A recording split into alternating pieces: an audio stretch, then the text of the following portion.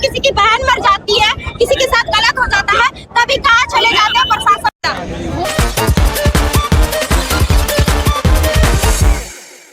गलत हुआ है, ये ऐसा नहीं होना चाहिए। हम यही चाहते हैं कि सीबीआई जांच हो, अमीरुन को जो है इंसाफ मिले, और कुछ नहीं चाहते, बस उन्हें इंसाफ मिलनी चाहिए, यही मेरी कामना है सरकार से। और ऐसा लग रहा है कि इनको दबाने का कोशिश किया जा रहा है। हाँ, ऐसा लग रहा है कि इसे दबाने की कोशिश की जा रही है मौलाना के तहत। मैंने देखा था सारा न्यूज, जो ये इंटरव्यू दे रहे थे एक मौलाना, तो मुझे लगा वो कह रहे थे कि मदरसा में इतनी अच्छी पढ़ाई हो रही है, इतनी अच्छी जांच हो रही है, लेकिन ऐसा नहीं हो सकता। लेकिन ऐसा ही हुआ है, उन लोगों की वजह से ये लड़की सुसाइड की, लेकिन ये सुसाइड नहीं है, ये मर्डर है।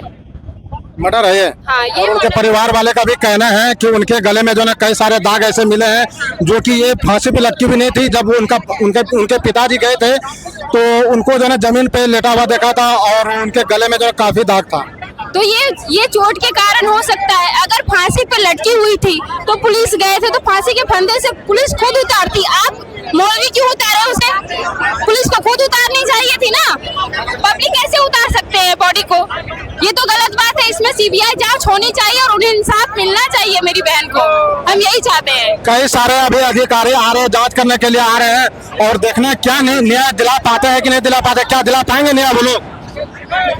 दिलाएंगे, क्यों नहीं। हम लोग इतना आवाज उठा रहे हैं तो न्याय तो मिलेगी। मुझे उम्मीद है कि न्याय मिलेगी।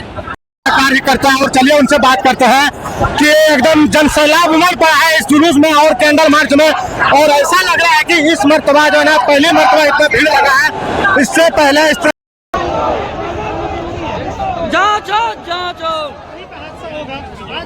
मदरसे को बचाया जाता है और क्या हादसा होगा।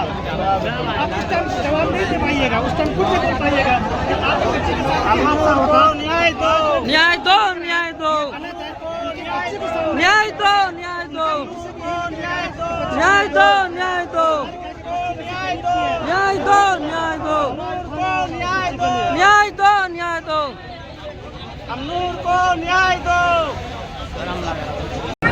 आज के दिन जो है इतिहास में लिखा जाएगा, क्योंकि एक काला दिन गुजरा है। क्योंकि आज से करीब 4 दिन पहले 28 तारीख को 27 तारीख की रात थी जब अमनूर के साथ में ऐसा घटना हुआ है कि सभी को झकझोर कर रख दिया, उनके पैरों तले जमीन खिसक गई है। और इतना बड़ा घटना हुआ है और ऐसा इसको नाम दिया गया है। क्या कहेंगे जाहुल भाई? देखिए, मैं सबसे पहले यहाँ के जनता से शुक्रिया करता हूँ, यहाँ के लोग, यहाँ के पब्लिक, यहाँ के हमारी माँ बहनें और भाई जिस तरीके से इस प्रोटेस्ट में हिस्सा लिया है कि उस बच्ची को इंसाफ मिले और निष्पक्ष जांच आए। और यहाँ के इस लोकसभा के 3 मंत्रालय हैं, उन तीनों मंत्रालय को जितना जल्द से जल्द हो वो प्रशासन से कह के सबसे पहले इसके कातिलों को अरेस्ट करे 24 घंटा के अंदर में और उसको रिमांड पे ले, ताकि उसका कोई सबूत मिल पाए। क्योंकि अभी तक उसका कातिल बाहर घूम रहे हैं, बेलगाम घूमे हुए हैं। लेकिन अभी भी सबके मन में एक ही सवाल है कि उस दिन दरवाजा क्यों खुला था, रोजाना बंद रहता था? देखिए, यही तो है जांच का विषय।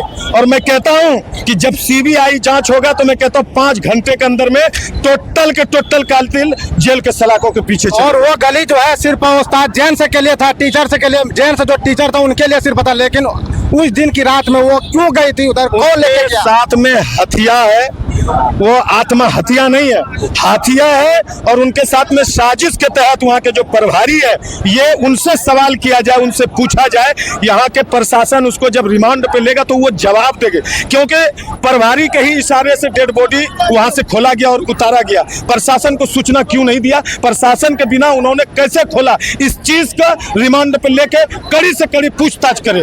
और सवाल है जनता का कि अगर ये सत्य था, उनका जो ना फांसी पे लटकी थी, तो आखिर जो है वो फांसी पे जो लटकी थी, आखिर उनके पिताजी को क्यों नहीं बताया गया कि आपकी बेटी जो है ना इंतकाल कर गई है? ऐसा कुछ नहीं बताया उनको। जो है यहाँ पे जो है मदरसा ला के जो है